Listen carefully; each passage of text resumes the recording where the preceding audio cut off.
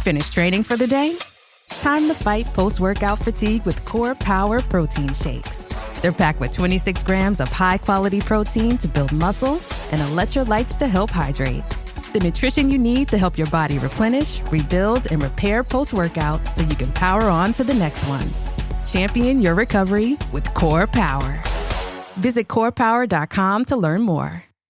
The family that vacations together stays together. At least, that was the plan. Except now, the dastardly desk clerk is saying he can't confirm your connecting rooms. Wait, what? That's right, ma'am. You have rooms 201 and 709. No, we cannot be 5 floors away from our kids. The doors have double locks. They'll be fine. When you want connecting rooms confirmed before you arrive, it matters where you stay. Welcome to Hilton. I see your connecting rooms are already confirmed.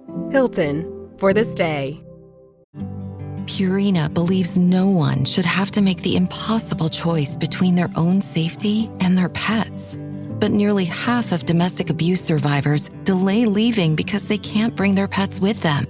Through the Purple Leash Project, Purina is helping create more pet-friendly domestic violence shelters so survivors and their pets can escape and heal together. Visit purina.com/purple to learn more. At Talus, we know cybersecurity can be tough and you can't protect everything, but with Talus, you can secure what matters most. With Talus industry-leading platforms, you can protect critical applications, data, and identities, anywhere and at scale with the highest ROI. That's why the most trusted brands and largest banks, retailers, and healthcare companies in the world rely on Talus to protect what matters most. Applications, data, and identities. That's Talus, T-H-A-L-E-S. Learn more at talusgroup.com/cyber. Saturday presents, in the red corner, the undisputed, undefeated Weed Whacker Guy. Champion of hurling grass and pollen everywhere. And in the blue corner, the challenger, extra strength Saturday. Eye drops that work all day to prevent the release of histamines that cause itchy allergy eyes. And the winner by knockout is Saturday. Saturday, bring it on. Hey, thanks for listening. This is Ross Kenyon. I'm the host of Reversing Climate Change, the podcast you are listening to right at this very moment. Before we get into the bulk of today's show, I'd love to tell you about our sponsors, Absolute Climate and Philip Lee, LLP. I've made great radio with both of them. They should be familiar to you if you listen to this show, but I want to tell you about why you should learn a little bit more. The first sponsor is Absolute Climate. I did a show with their founder, Peter Miner, a few months back, and a lot of people love that show. I was asking a question of, can registries design their own methodologies for carbon markets without it being a conflict of interest? And Absolute Climate's thesis is no, they shouldn't be in the business of doing that. We actually need to disintegrate functionality within carbon markets even further. They are literally the only independent standards body for carbon removal that exists. Their name is very well chosen. I think they are some of the most aggressively idealistic people within carbon removal. It's come up on Reversing Climate Change so many times about how and why there's tension between commercial teams and science teams within carbon markets. There's some fundamental tension between the rules of running a business, or I should say, the rules of running a profitable business is maybe a better way to put that, and climate impact.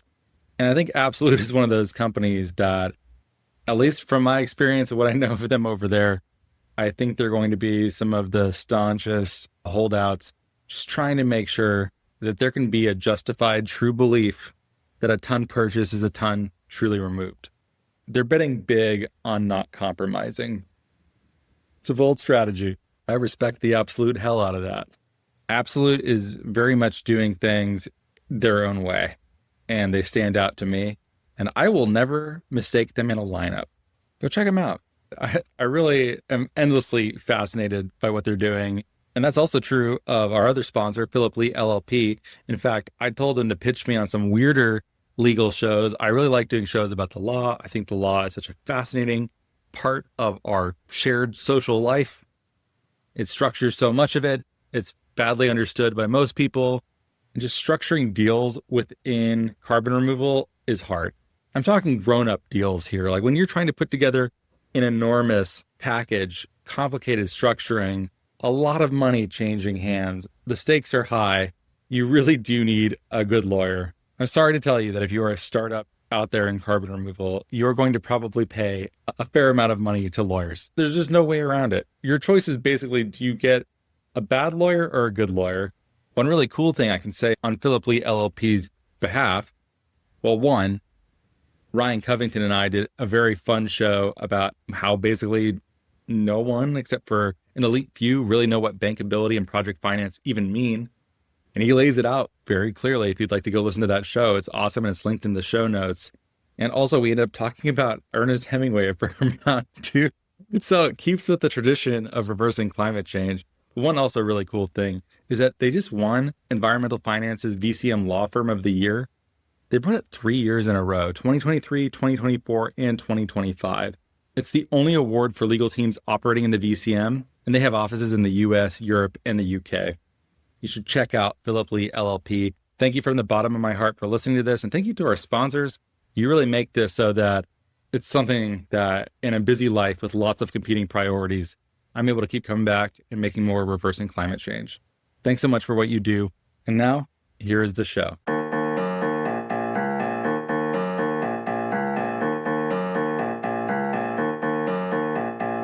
Hello and welcome to Reversing Climate Change. I'm Ross Kenyon. I'm the host of the show. I'm going to describe myself differently today. I'm a climate tech worker, and I have been for nearly a decade. Today we have a topic that, as far as I can remember, we've never touched before. We're talking about sports, entertainment, how these industries have evolved over time, and how they might support carbon removal. Before I go into that, if you could please open your app up right now, before you start driving, before you start washing dishes, before you start walking your dog, give the show 5 stars on Spotify or Apple Podcasts or whatever you're using. If you are using Apple Podcasts, write a quick review. Just say, I love this show. It could be that simple. It helps get the show to more people, and that's a wonderful thing. There's also, for $5 a month, there's an option to become a paid subscriber, which gets rid of all the automated ads. You get bonus content and my appreciation. So anyways, for today's show, Aidan Preston, who's now at Milkywire, formerly of the Department of Energy, where he worked on carbon removal. He's now the Senior Impact Manager of Milkywire, again, working on carbon removal and supporting many of the other amazing efforts that Milkywire puts on. Milkywire in today's show gets described as the Moneyball of carbon removal, which I think is true. Milkywire is the first step for many companies within carbon removal, before they're mature enough to receive a big deal with Frontier or Microsoft or Google. They're oftentimes getting their start with Milkywire. Milkywire is very focused on catalytic carbon removal support. I think they're really creative too. They're not only looking at how do they buy credits in cool ways. I think they're oftentimes looking at structural ways where every marginal dollar that goes into the ecosystem is something that's helping us scale towards a future where carbon removal is abundant and cheap. If you want details on exactly how Milkywire works and thinks, I did a show with Robert Hoagland not long ago. I'll put the link in the show notes. You should definitely go check it out. Really have a lot of respect for what Milkywire has built and what Robert has helped support over the years. So the show with Aidan, though, Aidan is obsessed with sports. He'll tell you that. We start talking about it right away. He doesn't even seemingly care which sport it is. He just loves the entire process, basically all sports, except for cricket. We talk about that too. He hasn't gotten into cricket yet.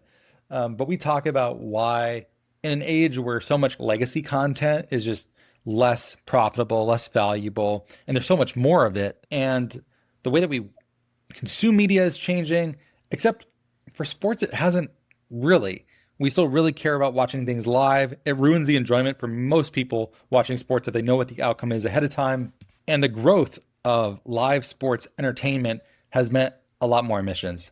In sports leagues and teams, there's an ability for them to maybe get out and lead. And also what's really cool about it is that because sports is inherently competitive, there is a way where individual teams within leagues can actually compete against one another to grow their values. I mean, one of the things that I really like thinking about is how sports are coded politically.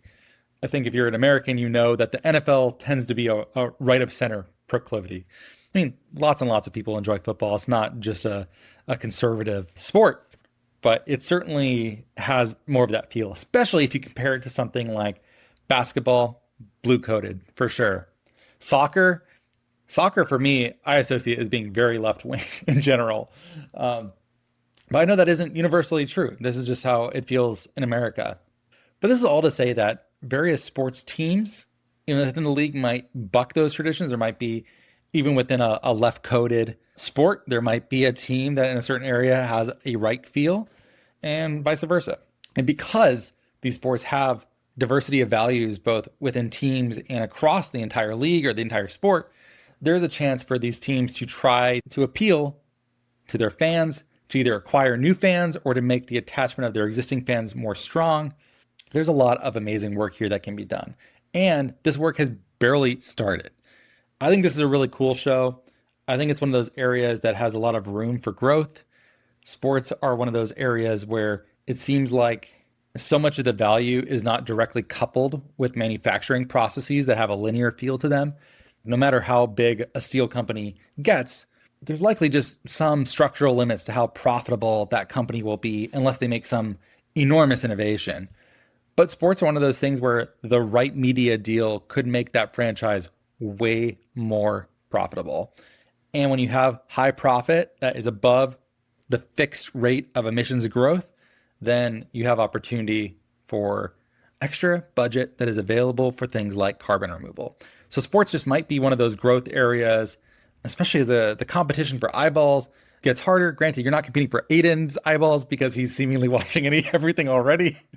But for his fandom, you can compete for that. Whatever. Aidan, thanks for doing this in a new way. I also just love that you brought your own passion to carbon removal, because we all have personalities and interests outside of just carbon removal.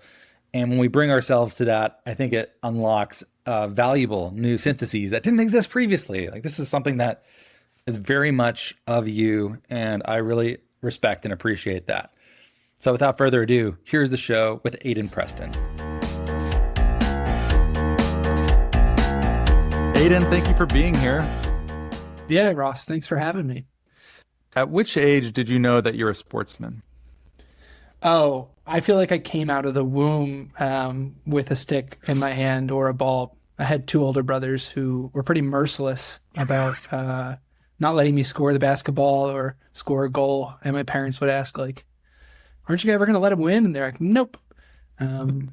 Yeah, that lasted until about like 13, 14. That explains the chip on your shoulder, but not the love of sports. You would have thought that would have taken it right out of you. Yeah, it's a good point. It says something about my psychology, perhaps, and my love of the struggle. That's a good transition to this climate conversation, I guess.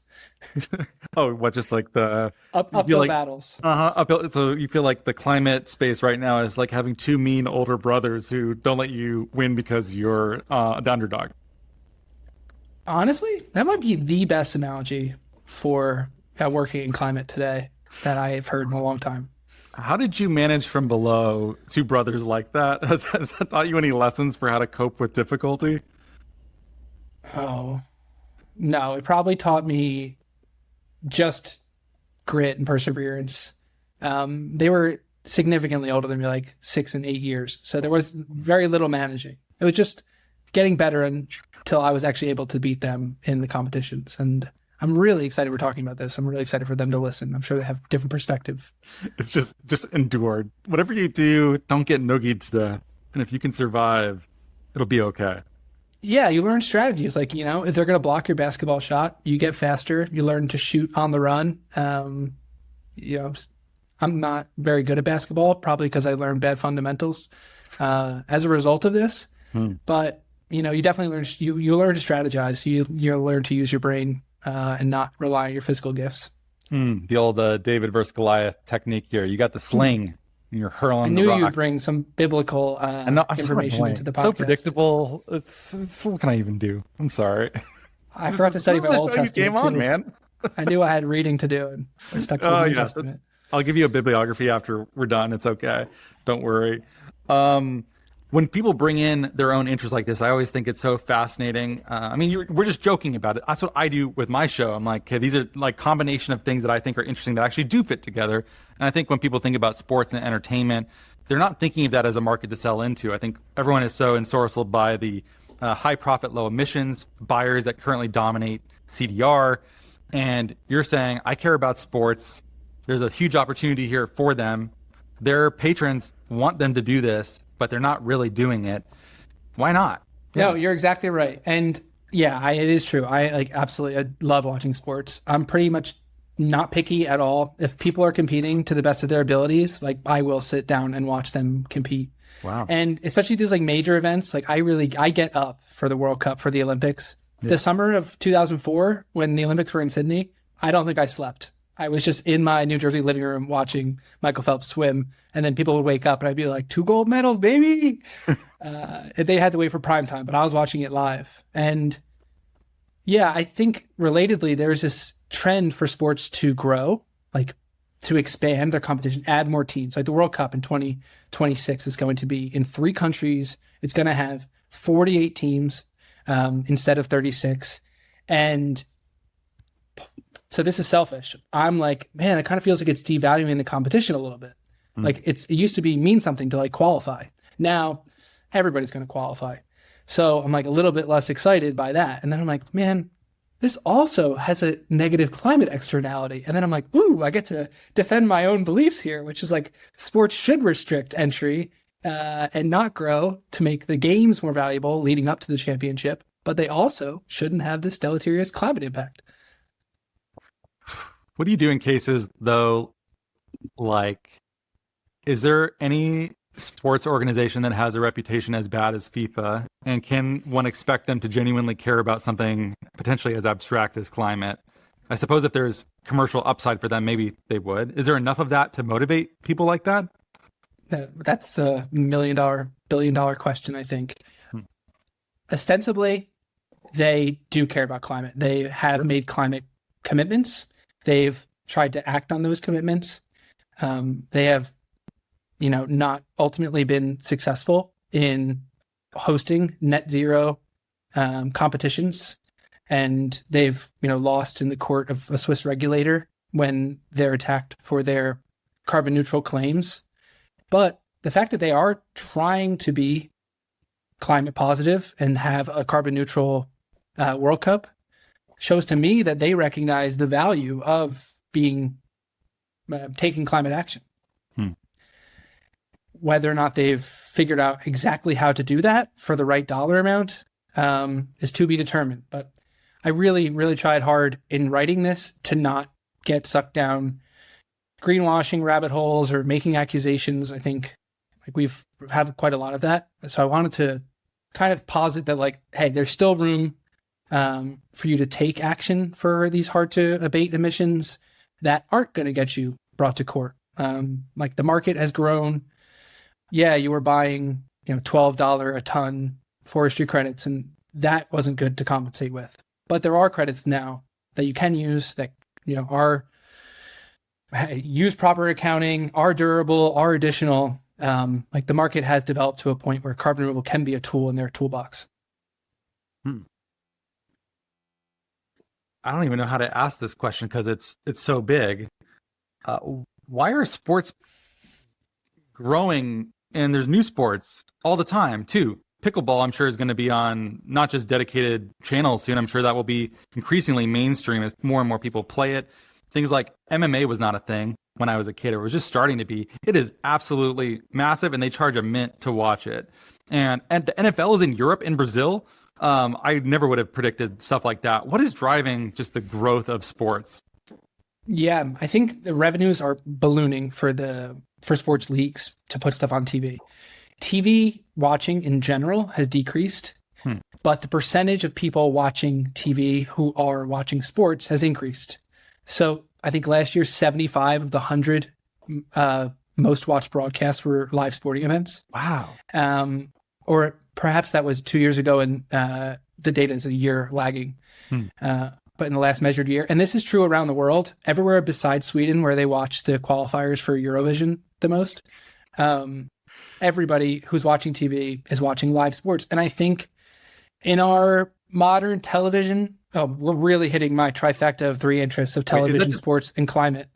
Is that just like an ABBA hangover? Is Sweden really that into Eurovision? Oh, they're the Yankees of Eurovision. You got to start working for a Swedish company like me. Yeah, Sweden always wins Eurovision. They're like dominant force. Everybody else roots against them. Yeah. I had to go back like 50 years to even be like, oh yeah, ABBA, but that's not even true. So clearly I'm out of date. I mean, I know they're the Swedish favorite export, ABBA,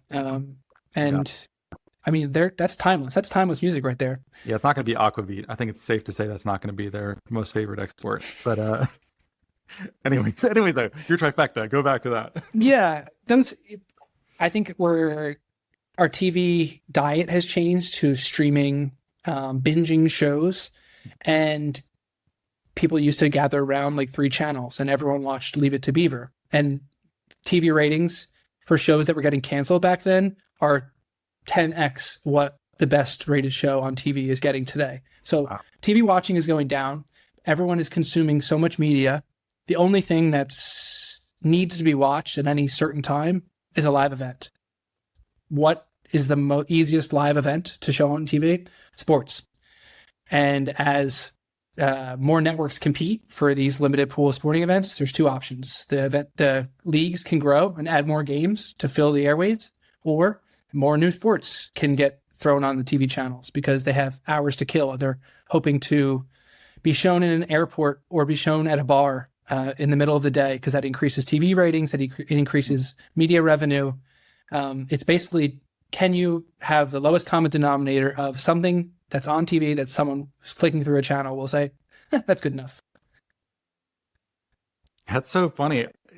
Because sports have to be shown live, it seems, because knowing the outcome can ruin it. And then also there's the growth of sports betting, which, by the way, I think is a really pernicious thing. It should not really be as common as it is, I think. But you're nodding. Maybe, I don't know. Maybe that's controversial. But this is maybe a whole separate podcast. But I grew up making picks for NFL games at like a very young age, and going to the horse track at a very young age, and so I was pretty enmeshed in the sports betting world from the start. And I also find it to be very pernicious. You'll see in all of these ads from sports betting companies, they're lean on these things called parlays, making multiple bets at once. And the reason they do that is because humans, even our smartest humans, are really bad at calculating like connected odds. So even when you win one of these bets, you should have won like 3 times as much. They just arbitrarily set the odds way lower, and they're also harder to win. So that's why just look for every single ad for a gambling company. They're always talking about parlays because they just know our brains are not equipped to calculate the true value that you should be receiving if you do win these bets. Yeah, I used to be so freedom oriented. I'd be like, well, that's just, personal discretion, and you need to learn your limits and stuff like that. But I also like heard enough stories at this point, or known enough people at this point, where you're like, gambling can be really bad. Having like more access and advertising for it. I'm fine if it's like it exists, but the fact that it's like half of all the commercials if an NFL game is on or whatever, I'm just like, do we need this much awareness that you can always be betting on all of this?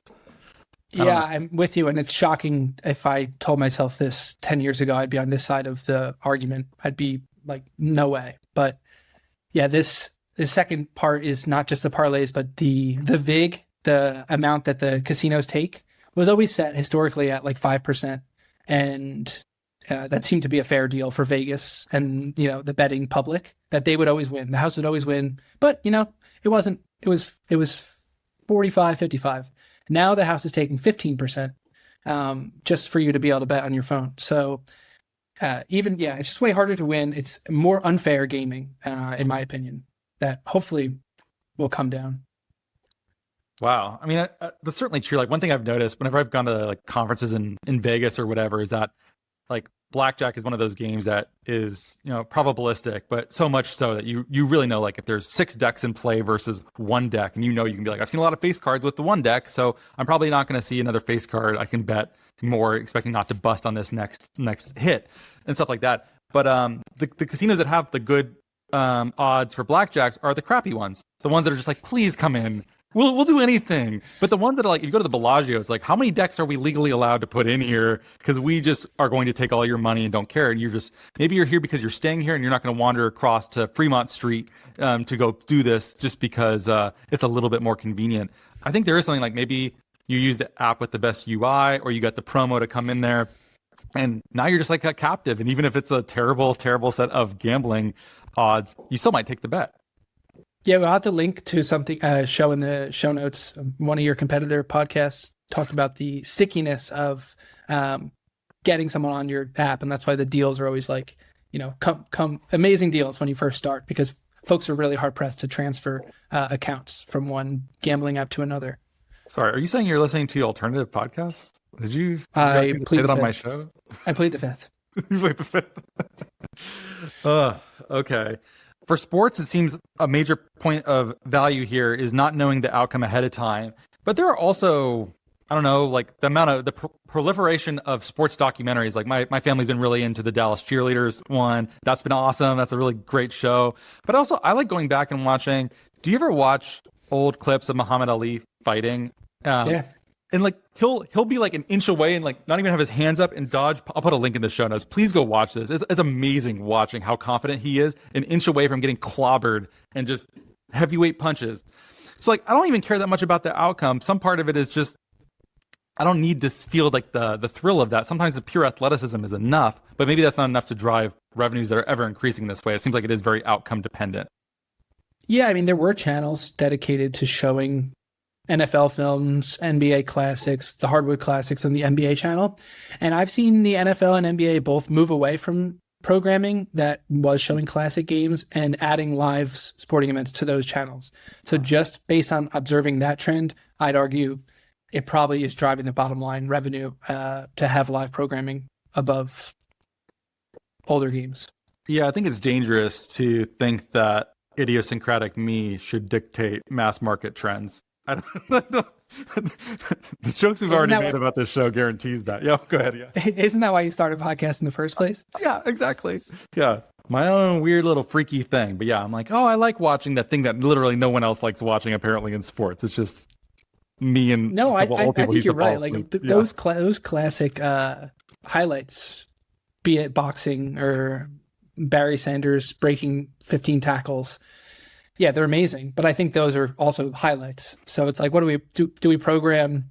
Now that we say this, there are those channels that are like 20-second clips of people doing stuff that's amazing, and sometimes it's like old sports clips. So I think there is appetite for this, and you can go on MTV and watch whatever they're showing these days, because I think it's this kind of programming where it's just like short clips of people doing something that's cool, and you can kind of watch it and brain rot. Okay, but if it's live sports, though, and we're getting away from pre-recorded stuff from the past, even if there are highlights, that is not driving the growth of sports media. And even if it were, the emissions from that are negligible. You already filmed it. It's done. You just got to re-air it again.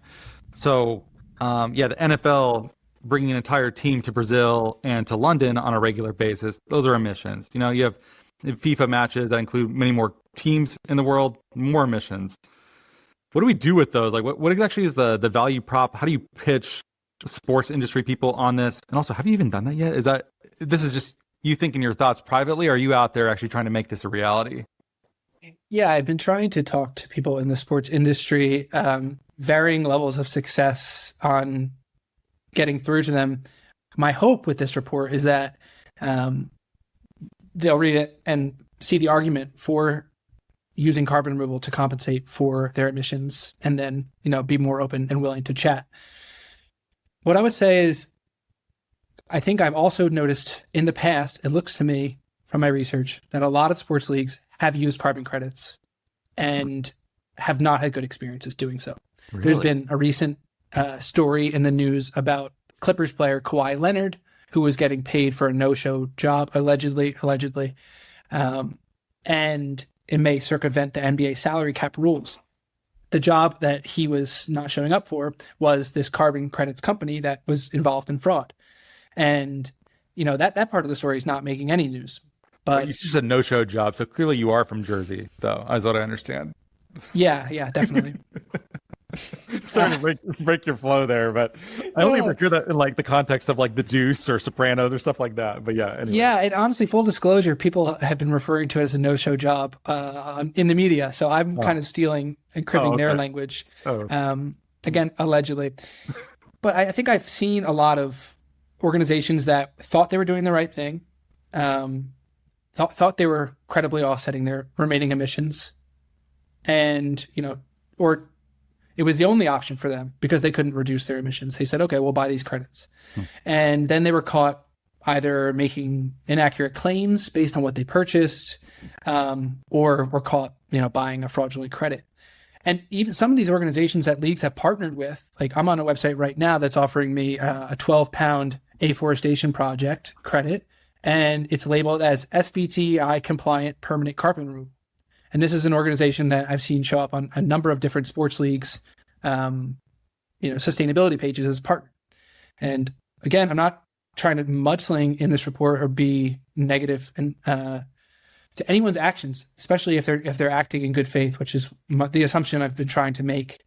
But I think here's my hypothesis: they acted in the past. They recognized they may have not felt amazing about it. They may have thought, is this right? Is this going to work? Well, what else are we going to do? They went ahead with offsetting. Some people got in trouble. The Guardian wrote an article about it. Some people read those Guardian articles and said, I hope they don't write about us. And they got really scared away from offsetting emissions at all. My hope is that they'll read this report. They'll say, you're right. Travel is an unmitigatable emission. We're going to continue to use fossil fuels right now until the SAF market develops. And even then we might want to use CDR in lieu of SAF if it's cheaper. Let me re-engage with the carbon market as a possible solution to these issues. Okay. I'm curious how this gets. Wait, did you watch the Dallas Cowboy cheerleaders doc series? No, I haven't seen it. It's whenever Netflix is making these sports docs, it doesn't even matter what it is. They're all just like, oh, you want to learn about golf? Cool. I don't even care about golf. It's great. But yeah, the cheerleaders were making it was some terrible salary. They all had to work multiple jobs, and they recently got a 400% wage increase.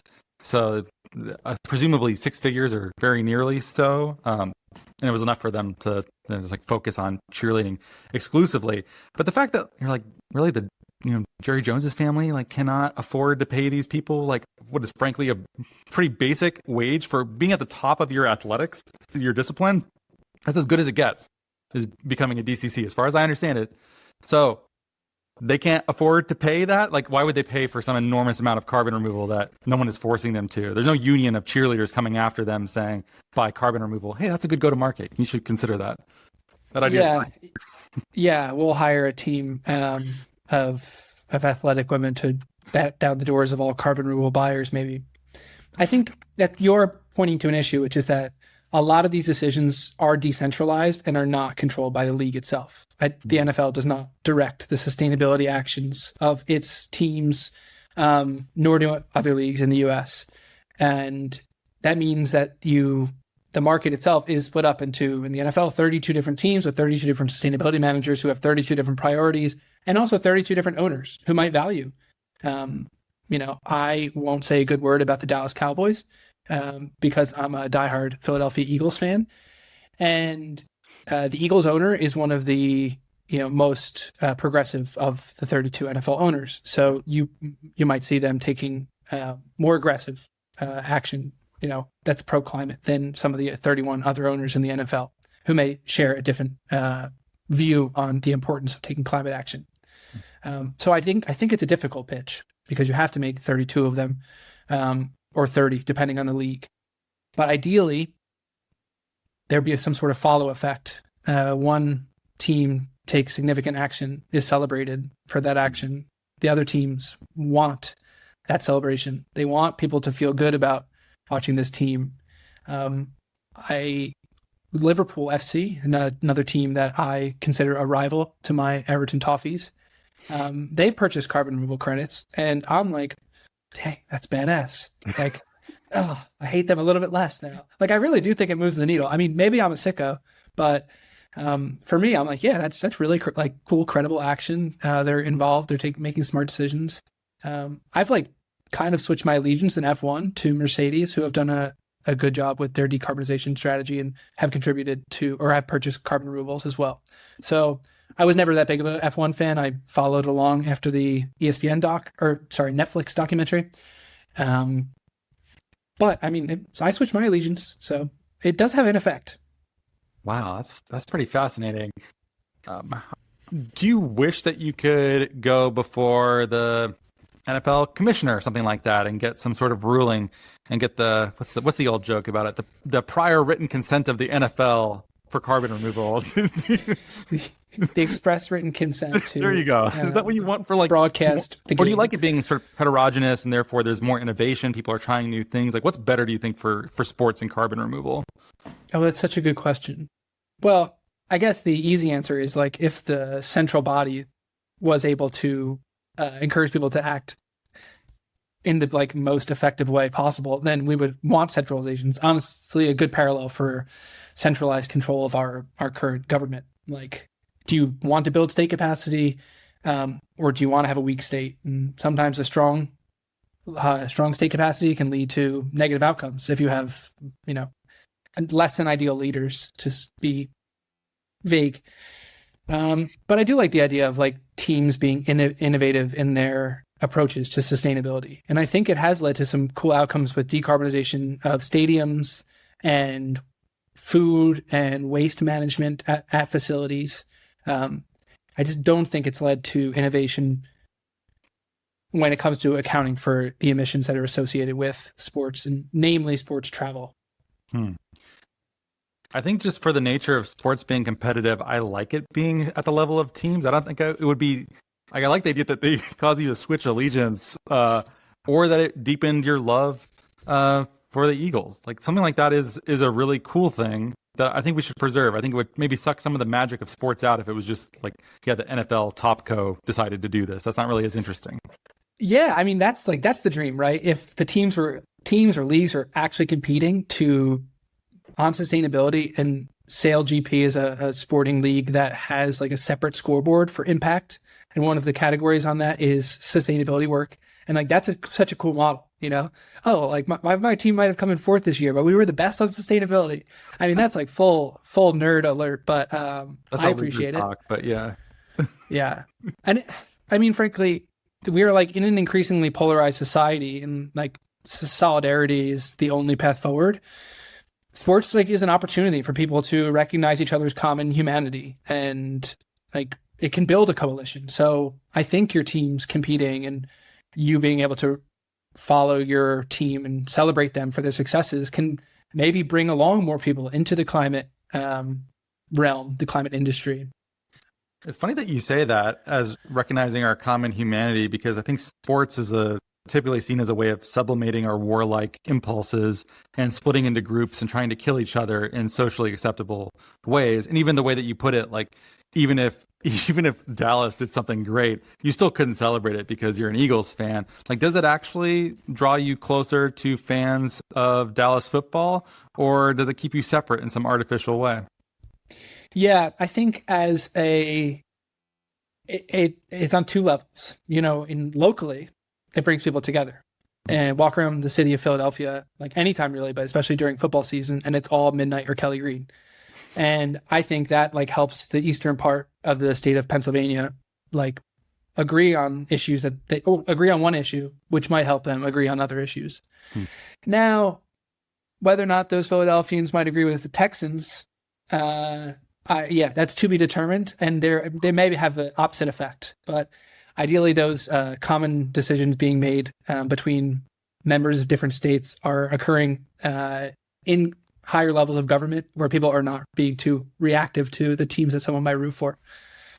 I mean, if you did meet a Cowboys fan, I mean, the animosity has a little bit of a kifabe approach to it, right? Like, it's like part of the fun, but like you don't actually hate each other. Like, there's actually probably like a commonality of like loving the sport. Like, for the love of the game, that's why you're there. Right. That's a really, really, really fair point, and something I probably should have mentioned. Like every time I see somebody in a Dallas Cowboys shirt, I say, "Oh, are they handing out free T-shirts somewhere?" And they say, "No, why?" And I say, "Well, because I can't imagine anyone choosing to wear that." And most times it doesn't go over that well. But then other times people laugh, and that would have been a stranger I didn't talk to, but a common language between us, allowed us to break the ice. Wow, your trollish nature brought you together in hating on their sport. Yeah. It doesn't, maybe not forging a long-lasting relationship, but there is some commonality. Well, I think there's a lot of research actually about the power of weak tie relationships and how important they are. And even making small talk with a stranger is one of those things that empirically improves your day. You might be resistant to it, but if you allow yourself to go with it, it will, against your own will, make you feel better. And like maybe that's this was the study in Chicago, right, where they forced people to talk to others on a train. I think so. I think I got it from Jonathan Haidt, I should say. But I'll send you a link. We'll put it in the show notes. Okay, yeah, please do. But yeah, I doubt it's probably the only one. I think there's a fair amount of research that shows that small talk is just good for us. And whatever, you want to goof around and sort of josh someone about their choice of sports teams. Like, I think we probably could just use more of that overall. Everyone else is buried in their phones. If you want to tease someone politely, then it's probably on that an improvement, I think. Yeah, to be determined, I guess. But I think is like Alan Hershkowitz is probably like the father of sports sustainability. And he's a quote on his Wikipedia page about trying to build up like NRDC presence at sporting events. And he's talking about like trying to reach untraditional allies. And basically, I think he was talking to Robert Redford, rest in peace, who said, like, if you want to meet real Americans, like go to a baseball game or go to a football game. That's where people who probably aren't thinking about climate all day, or that's where people who aren't thinking about politics all day are. So like you can meet someone as a human being first, and then, you know, build solidarity. Then you're able to solve problems such as climate change or any of the other numerous issues facing us today. And if they're watching baseball, you know they have free time available. So that's really great. Well, they sped up the games to great success. And as someone who watches like 100 Mets games a year, I really appreciate it. How? I'm always like shocked. Like, how can baseball put on that many games? You know, 13 NFL season games or whatever. Like 100 baseball games? How many even are there? There's 162 in the season. This is a really great example of like the playoffs in baseball have expanded a couple times over the years, adding more teams to the playoffs. And for me, I mean, I love watching playoff baseball for sure. That's the thing. I'll sit there and I'll watch it. So I'm like a sucker. But I'm like, man, we played 162 games. Don't you think we could have just like had a Final Four at that point? Like, do we really need to have 8 teams make it from the 162? Like, shouldn't the 162 matter a little bit more? And the same thing for college football. College football playoffs it was 2 teams playing in one game. That wasn't enough. That was probably unfair. So they made it 4 teams. 14 playoff wasn't big enough. Some people felt like it was unfair, but I would say TV revenue, also a big reason for the expansion, expands to 12 teams. Now they're already talking after 1 year of making it 16 teams. And these are college athletes. And yeah, this is cross-country travel because these teams are not in conference, although conferences are also changing to aggregate brands and have more eyeballs on TV. I mean, now what used to be a regional football league, like the Big Ten, has teams from Oregon and Washington. So those are cross-country trips taken by college athletes, and not just in football, but in volleyball and soccer, swimming. So like these are public universities that are now like increasing their admissions quite a bit in the name of to accomplish basically increased sports revenue from the college football season. Wow. Here's a counterpoint, though, is that the most profitable sport that I know of is cricket, I believe. And the number of games they put on is basically nothing. There's a dearth of cricket games. And they might actually be like the high profit, low emissions. Like, go talk to cricket. They might actually have the money to do this because they're not traveling that much. It's like going between Pakistan and India and like some of those countries in like South Asia. Like, there you go. They might have a lower emissions though. It might make it harder. That's what I'm saying though. They have lower emissions, but they have higher profit because it is just like that profitable. Okay. There's not that many games that they have to even put on. Like the profitability per game, I think is the highest. I think I got this from the Acquired podcast. They did a show about cricket. Anyways, that's another free one for you, Aidan, of my brilliant ideas. You have to learn cricket now. You're clearly not as passionate about cricket. This is admittedly one of my weak spots is the cricket competitions. But you know what? There's always time in life to learn new things, and it seems like a pretty interesting sport. I've seen a lot of cool highlights where outfielders make really good catches at the fence, and I love those kind of clips. What was unexpected about doing a report on this? It sounds like you know the subject matter very well, but doing a report, I'm sure you just come across things that were genuinely surprising. What was that for you? I was genuinely surprised by how many leagues or teams had or have offsetting programs. I did not expect to see much of a history with, using offsets. So every time I found one, usually buried in some non-updated sustainability page, I was like, oh, look, they tried this. And then it would also make me sad because I'm like, I bet they got burned. I bet they didn't love the attention they may have gotten, whether it was negative or positive, or didn't feel like the dollars they were spending were actually accounting for the emissions that were being released into the atmosphere. That's my guess. Again, another hypothesis. So I would say that was the biggest surprise. This like different smattering of teams across leagues and across the world who had tried offsetting at some point. And also, yeah, just like, man, I wish the market was more developed back then. So someone could have pointed out and said like, hey, if you're solving the climate crisis with $11 a ton, yeah, probably not legitimate or worthy of making a compensatory claim against. Well, you're very well positioned to do this. And then Milkywire here, I'm going to try something out. Let me know if you like this. Robert, Anna Samuelson, if you're out there listening right now, Milkywire is the money ball for carbon removal and climate action. You guys are finding those undervalued, weird little catalytic things that have been overlooked. You got that Jonah Hill vibe in there. What do you think about that? Oh my God, you really could not be hitting me in a sweeter spot than the movie Moneyball. Like I said earlier about playing against my brothers, it was all about finding strategies to win and overcoming your physical limitations. And like nothing is better than Billy Beane and the Oakland A's organizing a team of misfits to go against the Yankees. And yeah, I do think we might have different aspirations than the Oakland Athletics at Milkywire, but I think if you're looking for impact on a dollar spent, yeah, we're a team equipped to help you accomplish that goal. Are you getting a good reception in the room when you're talking about this with teams? Have you had, or leagues? Is there interest in this, or do they feel burned by offsetting and can't tell the difference between what you're doing versus what they used to do? Like, where's it at? No, Ross, this is the podcast that launches me into those conversations. So, okay. I'm counting on your reach to break into the boardrooms of our major sports teams. I know a couple people that work at sports teams here. We'll talk about this later. I'll see if I can help you. One thing I really like about Curate in the UK is that they are focused on entertainment as like a future pathway for carbon removal that can be really, really great. I think there are people who are starting to think about, beyond the Stripes and Microsofts of the world. We all know that the budget just really isn't there without policy to force like manufacturing companies or power generation companies to deal with this. And it seems like entertainment is maybe one of those places where consumers are very sensitive. They might even switch allegiances based upon the politics of their organization. Sounds like you did. I know people always get really pissed off, or really they love it when something like, think about like what happened with Taylor Swift and the Chiefs. Like that was like, could there have been a better thing engineered even by the publicity team at the Kansas City Chiefs than that? No, I don't think the Chiefs could have asked for any more attention than what they got there. But I think artists also are contributing quite a bit to the climate problem with their, private flights and, should probably try to account for those emissions. So I think the entertainment industry, like the sports industry, is dependent upon travel emissions for its success. And to me, I think that these higher margin, higher profit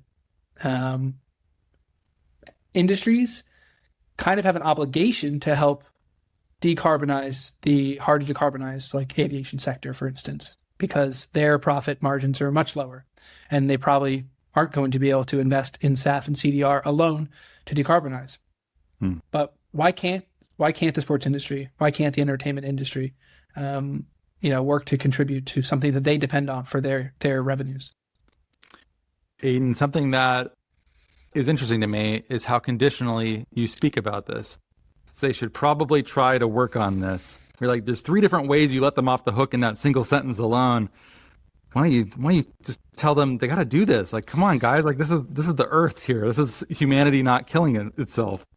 Yeah, this is fair. I think I've been trying to take a tact of someone who isn't throwing rocks because my guess is that these folks have heard those kinds of arguments before.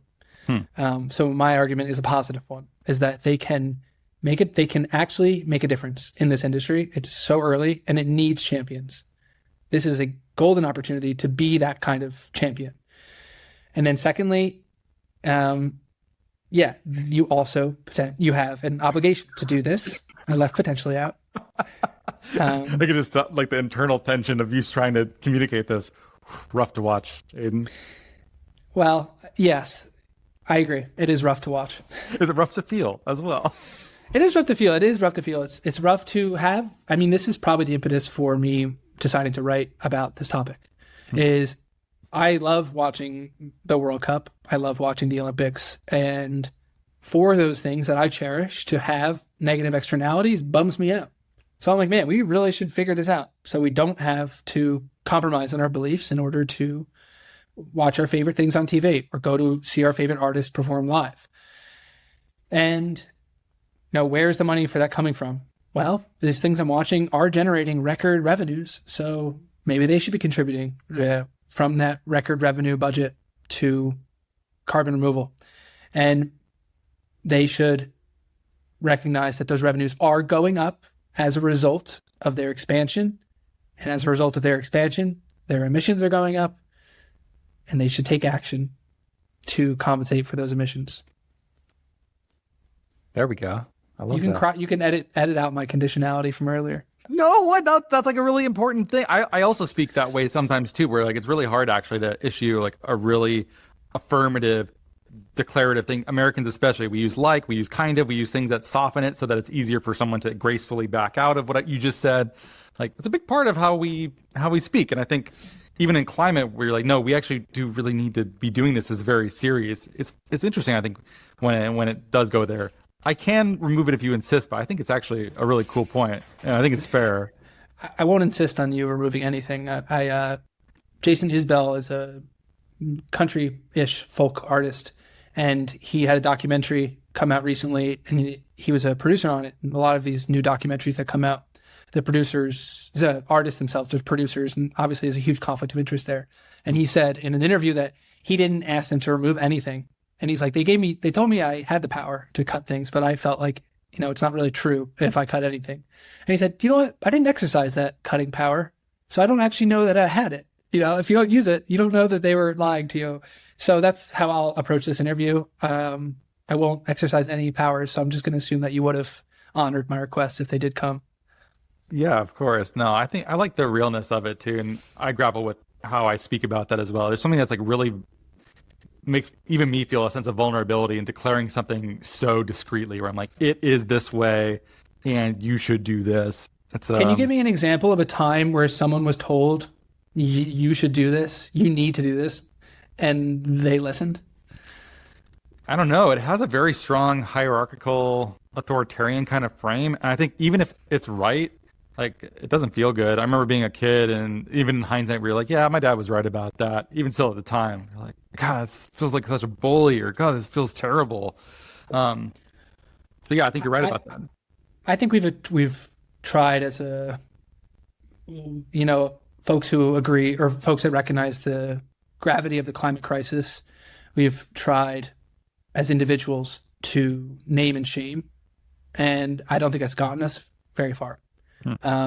If our governments want to name and shame, yeah, I'll support those people for sure, because regulation is up to governments. But I'm not a regulator. I'm just a guy on a podcast. Looking at another guy, she's also on a podcast. I didn't want to ruin the rest of the quote, so I just left it where it was. But what do we call the gap between the self-interested reasons for doing this, the more altruistic ones too, and the name and shame? Why don't we call that the Gulf of Aidan?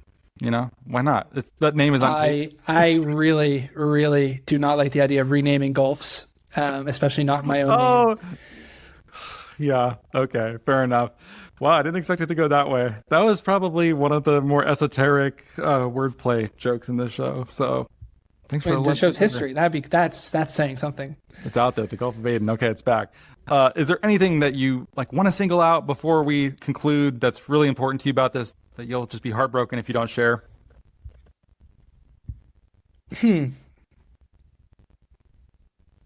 No, I don't think there's anything else. I think, maybe this as a good parting thought. So one of the most endearing parts of my personality is my Mets fanhood. As I said, I watch probably like 100 plus games a year, and they've made me happy 4 times in my whole life. But the Mets have two sayings that I think are helpful for us who work in climate. The first being, there's always next year, which is inevitably printed after the Mets are knocked out for the season. The world's not over. There's always next year. There's always tomorrow. We can still turn the tide. And then perhaps most importantly is you got to believe. And you got to believe. And that's kept me in Mets fanhood. That's going to keep me in the climate fight. And I do believe we can solve hard problems when we work together. I think we have an uphill battle in front of us in terms of working together on anything, and then solving the climate crisis. But you got to believe. Aidan, thanks for being here. I'll put a link, of course, to the report in the show notes. Thanks for doing this. Thanks for getting, we went all over the place. I think we toured most of sports and how to speak. We did a lot of stuff. This is a classic episode of Reversing Climate Change, and yeah, glad to participate.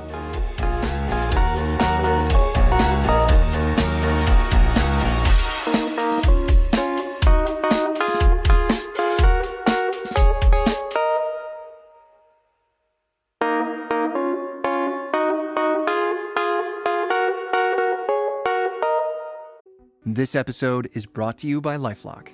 It's Cybersecurity Awareness Month, and LifeLock has tips to protect your identity. Use strong passwords, set up multi-factor authentication, report phishing, and update the software on your devices. And for comprehensive identity protection, let LifeLock alert you to suspicious uses of your personal information.